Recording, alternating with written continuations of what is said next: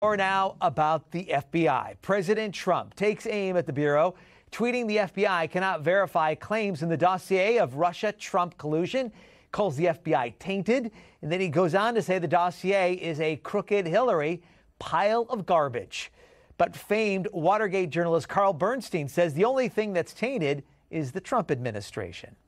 What we're seeing in these constant attacks, which are undermining, indeed, confidence in the legitimate institutions of our government, which are trying to do their job. Well, that's where we want to bring in our next guest, former NYPD Commissioner Bernard Kerik.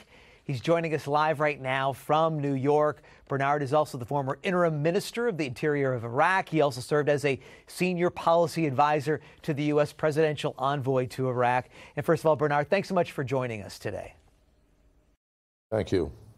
Well, let's talk about it. Should the president continue to put the heat on the FBI?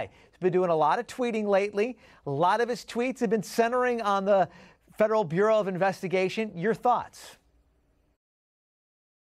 Well, I think, sadly, I think the reputation of the Bureau is at stake. I think the reputation of the Bureau is in question at this point, not by the rank-and-file agents, the everyday agents who go out and do the job and put their lives on the line, but by the leadership. And this doesn't come from innuendo or rumor or some nonsense. This is all kinds of reports that have come out of subpoenas and come out of was sort of some kind of conspiracy within the Bureau and Justice to interfere with the election. And it appears to be the overthrowing of a president. This is factual stuff. There's evidence, there's tweets, there's text messages, there's emails. This is bad stuff. And for somebody like me to look at this, you hear this stuff goes on in investigations around the country from time to time, but to hear about it at the highest levels in the FBI and the Department of Justice is more than frightening. Well, you talked about it. The Bureau is in question by these tweets. Does the president do the Bureau a disservice when he paints with a broad brush, or do you think that he's employing the right strategy right now? Well, I think it's up to the president. I can't speak for him. But if I was him, if I was any American, if I was any member of Congress, whether neither side of the aisle, both sides of the aisle, I would be extremely concerned by the conduct and by the appearance of corruption within the Bureau and the Department of Justice. Every American should be scared to death that this is going on, because if they can do it to the President of the United States and interfere with the presidential election, they can do it to anyone. And we're supposed to be worried about Russia. I'm not worried about Russia. I'm worried about our own government doing the things that could really, have a negative impact on this country. Well, Bernard, how do you tackle this appearance of corruption?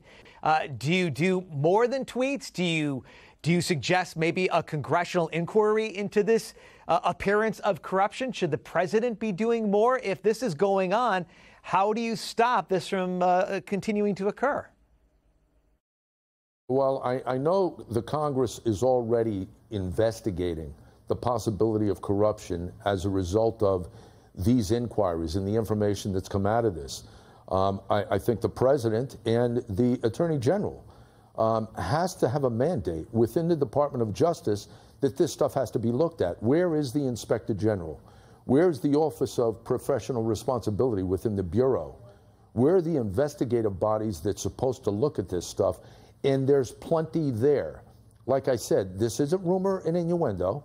This is real stuff, real emails, real text messages, real evidence of improprieties in unethical behavior, if not criminal. Why aren't they looking at it? The Attorney General has to do more. What can the average American citizen do? Obviously, the president has a lot of supporters out there.